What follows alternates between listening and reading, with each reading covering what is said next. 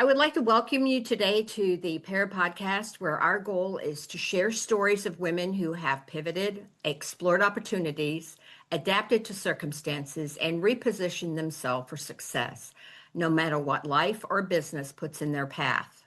And today I have with me Miss Nancy Waters. And Nancy and I have known probably about 3 years, I think we've been connected, and through a networking organization. And then I have, over the last few years, used Nancy's business to help me downsize a little bit. So we've had an interesting path. So welcome, Nancy. Thank you so much, Jillian. It's good to be here. So in our kind of unfolding of this P.E.A.R piece, this pivoting, exploring, adapting, and repositioning, I kind of like to start back before we did all that stuff, and where life was and where you thought life was going to go when you were younger. That's a good question. I'm humbled at the opportunities that I've had ahead of me, but starting out, I just didn't know there was anything expected of me for myself or for my family. I was the first in my family to go to college, but I didn't even know that was an opportunity until a high school counselor offered me an opportunity. My mother was a medical secretary, and I thought that's probably what I'd do because she was so good at it, but didn't realize I had other opportunities. So I got an opportunity to go to Northeast Missouri to Culver Stockton College, check it out, understanding that this is a whole new venture that I didn't even know was possible. And I had two very supportive parents that said, if this is what you really want, we'll support you. But neither one of us were so sure how it was going to help between homesickness and,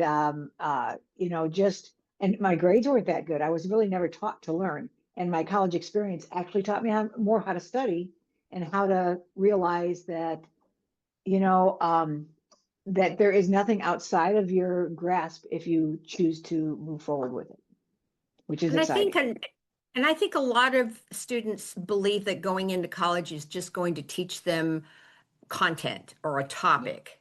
Right. What it does is it broadens how they think. It helps them communicate better. There's a lot of pieces in that. So I'm Well, glad you were able to add to that. the education piece to me, I learned more about life in a small private liberal arts college and how to study. They taught me how to learn. So I went from being a CD student to working up to a B and knowing that I could do more, but I had to recuperate from my freshman and sophomore year.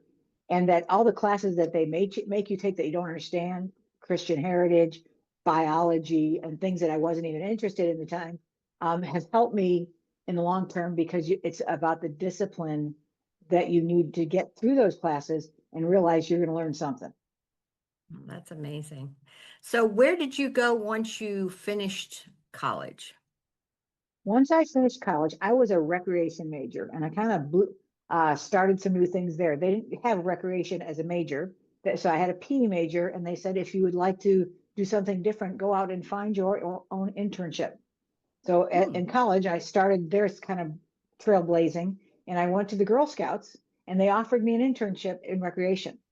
And so I did so my degree may say physical education, but it's recreation as well. So the first 5 years after I graduated, I taught outdoor education in Texas, where I had an opportunity to teach things like pond study and recycling and horseback riding and farm animals and how to build a log cabin and anything environmental to inner city kids. And that fit me like a glove. I absolutely loved it. And that was stemmed from the camp counseling I did it in my summers in between college. Again, nothing I would have ever dreamed of growing up in the suburbs of Chicago. And I think it's interesting in life, though, when, we are willing to open up to what is available. What are the opportunities out there? Yeah. And I think sometimes even if you're on a path and you think you know where you're going, it's exciting some days and a little scary as to what diversions these paths can take. Being So you so said young, you were, sorry. go ahead. Just being young, I wanted to travel, and the only way I could afford to travel is by working in different places. So in between all those school years of those 5 years, I took the opportunity to travel to different summer camps. I've been to Massachusetts and California, as well as coming back to the Midwest so that I would have an opportunity to see different parts of the country. And so that's interesting now knowing where you are in your life now. Exactly. So you said you were there for 5 years. What was your next endeavor? Well, then I got married and had to decide to have children. And the gentleman that I married, he was getting his master's degree at the University of Missouri. So we went there for him to obtain his master's. And when I had my first child, another little barrier that I broke is I got a job working in senior citizen recreation for the city of Columbia. And I was pregnant with my first child, and I wanted to see if it was possible to bring my first child to work with me. So working with the city, which is political, I had to go before the city council and put a proposal together to bring my child. I was working in a senior citizen housing, and so for the first 6 months after my maternity leave, I was able to bring my baby to the senior community. So whenever I had meetings, I had probably 45 volunteers to hold that baby or play with them while I was in meetings. And it really, to me, I didn't know what I didn't know that I couldn't do. So I just asked and had a very supportive boss. And so I was able to so I could breastfeed for, an additional 6 months. It worked out beautifully. But I love when you don't know what you don't know, you just ask for what you want and you give a plan and see if it'll work out. And for me, it's happened several times in my life. That's amazing. I mean, from the sounds of things, you've kind of been trailblazing all your life, sometimes intentionally and sometimes not intentionally. Just as many times unintentionally as intentionally. All right. So where did you go on next then? Then after my husband had graduated, he said, it's your turn to do it. Where do you want to go? So we went to Jacksonville, Illinois, and I got another job at a YMCA, again, staying in recreation. So I was able to be pretty true to my vocation. And I had a second child, and he came at home, but I also had opportunity to bring him to work with me. So that, again, I could breastfeed. I actually was able to do that with all three of my children by asking that if I could do that. So I have three men, now men, then boys, in which I've been able to integrate into my work life in a way that I didn't think was possible. But it's because took I took the chance and asked and worked Yeah. hard to get what I wanted. It wasn't just Yeah. bring them to work. I had to get things passed by board of directors and show them that it could happen. So I know one of the pieces that you're very active with in your life is in Rotary. When did you first get introduced to that organization? When I got into the YMCA, I actually went from Jacksonville over to Hannibal, and the board of directors chair, I asked him, he's the one who helped hire me. I said, I'd like to get involved in the community because I didn't know anybody in Hannibal. How could I do that? And he says, well, I belong to Rotary. Would you like to come and visit? And that was in Mm. 1991, a long time ago. And since then, I've been an active Rotarian ever since and held many positions. And now I'm going to be going into a new venture very shortly. Yeah. So you are not currently in recreation. Yeah. You started a entrepreneurial venture with some friends of yours. Can you share some about how that came about? Sure. I'm going to go back just a little bit and let you know my not-for-profit background is all been with youth and seniors and recreation. When we switched over, we had two good friends. There's three of us, two more good friends that were in jobs that we weren't exactly where the fit that we wanted it to be. And we were volunteering together and said, if we could do something together that could make an impact on our community, what would that be? So as we were volunteering and we had a computer screen in front of us, we decided to go on the internet and we found a vocation called senior move management. We had never heard of it before. I have a background with seniors in my not-for-profit status as well. And their background is administrative healthcare. And we said, this is interesting. So we read up about it, and at the same time, our local chamber of commerce was offering a business plan competition, and that with your business plan idea, if you were to win, you're going to take $10,000. And we thought, we're pretty smart women. We should do that to get our business started. And after going through the whole system and the competition, we actually won, and they gave us $10,000 to start our business of Golden Bridges. Yeah, that's amazing. And how long have you now been in business? April 1st, we will celebrate 13 years. That's And we're very amazing. excited about that. And there's been lots of ebb and flows. And as business goes, you well know, But in the 13 years, we started as three best friends wanting to do something together to improve our community. And after 13 years, we're still best friends. And we'd like to think we're making a big impact on our community. So we've been able to live our dream for 13 years, and it's amazing. It's just amazing to me when I look at other businesses that either don't make it or that the relationships don't make it. True, yeah. And I think that's an important piece because I have seen people who were friends who went into business and something changed. And not only did they lose the friendship, but they also lost the business. So I think you guys have done an amazing job at doing that. Thank So I you. kind of want to come back a little bit because your connection with Rotary just is, you said earlier that you really like to travel, and I think connection with Rotary and the fact that now, uh, your family is spread all over the world. And so Yes. you still now get to travel to go visit them, and part of your Rotary coming up is going to be, involved in that too. So you want to tell us a little bit about, where your family's located and what they're doing? Sure. Yeah, Rotary, being in Rotary, I haven't just been from somebody that goes to lunch. All three of my boys were involved in Rotary Youth Exchange, where they spent a year abroad. And one went to Mexico, one went to Thailand, and one went to Turkey. And when they came back, they got their college education, and then they left again, and they went to Korea. And now, for making it a little shorter, I have one now that lives in Taiwan with his wife and two and a half grandchildren, and one that's in Korea with his wife, and one that's in Toronto, Canada with his wife. And they provide many opportunities for international travel. And now that I've taken on a role as I'm going to be a district governor in 2027, 2028, I'll have an opportunity to go to the conferences like this year. It's in Taipei, Taiwan, which is very helpful when you have a child in Taiwan. So I'll be able to do both. Um, but the next 3 years, I'll have an opportunity to serve Rotary in a way that I get to hear about how other clubs run and share that with our districts, because our district 6460 is over 46 clubs that I'll have an opportunity to visit all of them because that's a And requirement. right, and when you've gone to visit your sons, you've also attended Rotary when you've been there. Yes. I try to go to Rotary and go to a church when I visit my kids. And the last time I was just there in June, and we met a club that's an all English speaking club, which it doesn't matter if they are or not. I just like to visit them, and creating relationships with people I'd never met before.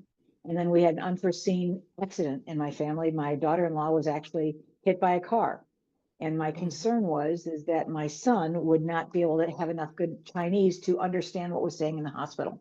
So I FaceTimed my new friend Tony from the district in Taiwan and told him my concern. And he not only went to the hospital to help with translation, but he also found out the information from police reports, insurance, met the gentleman who hit him. It was truly an accident, but know that it's all his fault and the bills will be paid. But he was able to facilitate the thing that my son doesn't have time to look at now since he has a pregnant wife. Baby's fine. She's fine.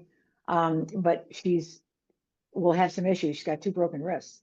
And the Mm. other two, they have a 2-year-old and a 1-year-old. So they have a lot. So Tony in the Rotary Club in Kaohsiung, Taiwan, has been an amazing assistance. And I feel like it's a brother from another mother. He is, and Yeah. I've only known him for 2 hours, but Rotary has those kind of connections throughout the world that are there when you make the effort to network wherever you are and know that no matter where you are, people are all interesting. They all have something to offer and they all crave relationship and, Yeah. getting to know one another. And it's because we took that time to go to their club and be amazed at what they're doing in their community that they were able to help out in a time of need. It's a great story. I And love I that think you story. and Thank you and you. I, right, you and I both met through a local networking Yes. group too. So, it does, if you take the time, like you said, to go and be part of a group, and it doesn't matter what the networking group is, that you will make connections, and those You will. connections can support you through your business, or like with you, now they're supporting you through your personal life because there was a need Exactly. there and you were able to reach out. And I think networking is such a powerful tool when you get to know people. And I Julie, think don't you think you've, when you as you age, you get humbled that you really don't know it all. If you ever yeah, thought you did, you don't. And what you can learn from others when you take the time to listen and observe and create the relationship so that it's a give and take, but it's never 50-50. It's always you're there when somebody needs you, and when you need them, they're there if you've developed the relationship. It is, it is. So, one question I'd like to kind of pose is, and I know you've had lots of different transitions in your life, but can you think of what the biggest challenge has been in facing these transitions that you've had? Well, I'll go back to our business because as you gave me some questions to review before we started this, they really made me think about where we've been in our 13 years and what have been some of those challenges. And one of the things that COVID was really a pivoting time for us, but in a different way. We didn't approach it in a way that was healthy for our business. We thought we could go and serve families. I don't know if we've explained, but as a senior move manager, we help people downsize, and also if they're ready to move into another community, smaller housing, or a senior community, or sometimes if they've passed. Well, ours is all relationship based. And during COVID, we couldn't go in to see them, but we got certification to try and get past that. But instead of pivoting and seeing our business differently, I wish we would have done that. I think that's something that I wish we would have done differently. But after it was over, we could evaluate that. And now we've learned kind of just get out of our own way. And I say that because if you see what's forward, things that can be done instead of how to fit in what you've done all the way, what you've done before will not always fit in what's going to be forward thinking or the next year or whatever, especially when you have a thing like COVID. So we learned a lot about just getting out of our own way and moving forward and listening to people who have experience and different perspectives. Yeah, and I think when something like COVID, is something that just is unprecedented, businesses will and people. I mean, you either adapt to your situation, or you don't. And Right. I think there was a lot of businesses that closed. They just weren't prepared for it. It was really a huge challenge. But you guys came through it. You're on the other side. You've done some really good work. What kind of systems or tools do you think helped you through that transition? A really big part, I put some thought to this, and a really big part of this is ever since our business started, we've been working with a bookkeeping company that works with Profit First. And Profit Hmm. First is a bookkeeping system in which basically you pay yourself first. So there's always money to pay you even before you pay. So you live within the perspective of if half of your income is going to go to pay you down the line or whatever, and pay your taxes, et cetera. What you have left, you have to pay your bills. So you live within your means. And then there's money built up for when emergencies happen. If we Yeah. hadn't gone through Profit First, and it's a book by Mike McCallowitz, if we hadn't had that, we wouldn't have had the money to make it through COVID. So that was a big thing. So we may not have handled it professionally or the way the business plan wise, the way we would have, and we've been able to pivot since then. But Profit First got us through that. We also hired in one of our contests that we won, we also got a business coach, and we used them, or we rehired him after that, and he helped give us focus. And we worked with he has to do a lot of reading.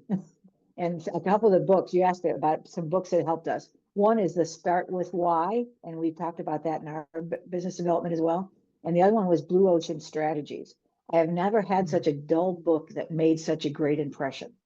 So it's one of those things. Don't judge the book by its entertainment value, because it brought some really great strategies that helped us out of that as well. So having a business coach, like, let's see, Jillian, could, we won ours, and he's out of Kentucky. But we've hired him actually 2 separate times besides the time sessions that we won with him. So Yeah. No, I think that's important. Number one, a coach is somebody on the outside that can look in and see things a little differently. But like you said, being able to read and look at things, and it's not that you're going to read a book and take everything to heart for your business, or even, professional development for yourself, but you can also go in and find bits and pieces that fit you and fit your exactly. business or fit where you are in your life. And so that's an important piece. I think lifelong learning is extremely important. And it's like when you have 3 partners, and we're 3 equal partners. it's like having a mini professional book club because we all had to Mhm. read it. And then we come back and discuss what wouldn't work. So that was an interesting piece too, that we all got something different from each of the books because we read probably 12 in the time we were Oh, wow. being coached by him. So it's an interesting concept. And I'm not a big reader. I'm an audio book reader. So I don't do Mhm. the underlining. I know you get much more in depth with it. But we all learn differently. And isn't that wonderful? Because then we get It different is, things yeah. from it. Yeah. Yeah. And I do audiobooks, but I'll get into where I'm reading an audiobook and then I need to write in it. So then I order the book so that I could read it and write in it. So Mhm. everybody has their way of taking in. So I just want to kind of ask you a question for other women. If there is a woman out there who feels stuck, she knows that she needs to shift, but she doesn't quite know how, what would you encourage her to do? Go back to what is your personal mission? What is it that you want to do? What gives you joy? Because one of the things that I was surprised at but very much at peace with is in Golden Bridges, we feel we've had a very successful business, but it's not successful in the way people monetize it. It's not all about the money. And that's a point I would encourage people. You've got to have money. You've got to, we were talking in our business group yesterday that, you have to pay your bills, no doubt. Hmm. But a lot of it, you're paid in so many other ways. If you can, I have never been as happy as I am the last 13 years in the business because of the satisfaction I get from doing the great job and the services that we've been able to provide. And the money has been enough. But when you're sharing with three partners, it's a bit different. Monetary reward is important, but it's not number one. So Yeah. it's kind of hard, and a lot of people may not really understand that only because monetary is so important because you got to live. But when it comes to satisfaction, I think there's more to money that makes you happy. And Yeah, I was I listening think to all a three, podcast recently and they were asking about how do you define success? And it was like, well, that's hard to do because it's so different for everybody. But I right? think going back to, what is it that gives you joy is a much better piece to look at for And anybody, I think, no matter where you are in life. it's provided me with the opportunity. I make enough that I can travel, not yet first class, but I get where I need to go to see my family, and I'm comfortable with that. And the relationships I build whenever I travel, whether it's at an airport, at a cafe in Kaohsiung, Taiwan, or at the street market, I have been blessed in so many different ways because of the opportunities that I've prepared for myself having my own business. I would have never dreamed of that when I was in high school or college. I always thought I'd be a not-for-profit that goes by the board of directors. They adjust your pay, da, da, da. And I've never been happier being an entrepreneur. Well, It's it a whole sounds lot like that. different. It does, and it sounds like that entrepreneurial spirit's kind of been with you from day one because I think so. you've broken some barriers, you've not taken no for an answer, you've stepped into places, and I think that shows in your children because they kind of go out and are breaking barriers of their own and doing different things. So I think that's an important piece is that you're happy with whatever is there. It's and like you were saying, money's not always the driver. You need it. We Mhm. can't live without it, but money doesn't It's a bring tool. joy all the time. Yeah. No. So as we wrap up here, Nancy, is there anything that we haven't covered that you would like to share? I would just encourage women to expand your network, find your tribe. And I know I've heard you say that before too, so I probably get it from you. But the people that make you better, those are the people you need to surround yourself with, because by them making you better, hopefully you're making them better as well. I'm finding less and less time in my life for drama or things that don't matter when there's so much to inspire people and kindness that you can offer. And kindness costs so little, but it's so Mm. important right now. But find your tribe. That's more than anything else. Find your tribe and adapt. And if it's time to let somebody in that tribe go, it's okay. God put them in your life for for some reason. It's okay to let them go too if it's not a fit. But most of them are hard to get rid of because there's some wonderful people out there, and you're one of them, There Jillian. are. Thank you. This has been an interesting conversation, Nancy. Thank you so much for joining me. And if you are interested in connecting in with Nancy on any of the pieces that she's talked about, we'll have her contact information in the show notes. And good luck with your next adventure, Nancy. Thank you so much, Jillian. It's been a pleasure. Thank you.